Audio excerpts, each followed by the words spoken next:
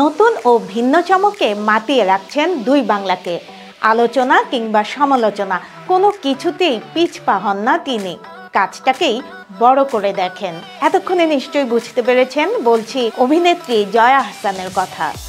কখনো ওয়েস্টার্ন পোশাক, কখনো বা বাঙালিয়ানা শাড়ি পরে দর্শকদের নজর কাড়ছেন জয়া আহসান। আর এবার জামদানির মতো ঐতিহ্যবাহী শাড়িকে ফিউশন করে একদিকে যেমন প্রশংসিত হয়েছেন, তেমনি সামলাতে হচ্ছে নিন্দার ঝড়ও। ভারতের মুম্বাইয়ে ফিল্মফেয়ার ওটিটি অ্যাওয়ার্ডসের অনুষ্ঠানে তিনি সেজেছিলেন বাংলাদেশের ঐতিহ্যবাহী এবং গৌরবের প্রতীক জামদানিতে, কিন্তু প্রথাগত স্টাইলে শাড়ি না পরে একটু অন্যরকমভাবে পরেছিলেন। জামদানি শাড়িটি ধুতির স্টাইলে শরীরে জড়ান জয়া।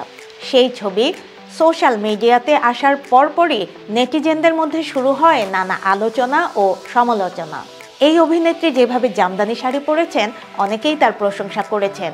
নতুন একটা লুক এবং স্টাইলের জন্য তাকে বাহবা দিয়েছেন অনেকেই, আবার নেটিজেনদের একাংশ নিন্দাও করেছেন।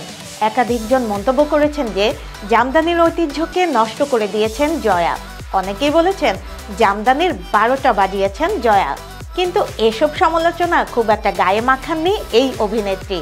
এ বিষয়ে জয়া আহসানের ভাষ্য, আমরা আমাদের ঐতিহ্যবাহী খাবার যদি ফিউশন করে খেতে পারি, তাহলে আমাদের দেশের কস্টিউম কেন ফিউশন করে পরতে পারবো না? প্রশংসা নাকি নিন্দা? পাল্লা কোন দিকে ভারী সেটি মাপতে আরও সময় লাগবে। আপাতত তথ্য হচ্ছে সমালোচনার জন্য থেমে যাবেন না বলে জানিয়েছেন জয়া আহসান। ভবিষ্যতে জামদানি দিয়ে আরও ফিউশন করতে চান, পড়তে চান, পড়াতে চান অন্যদের।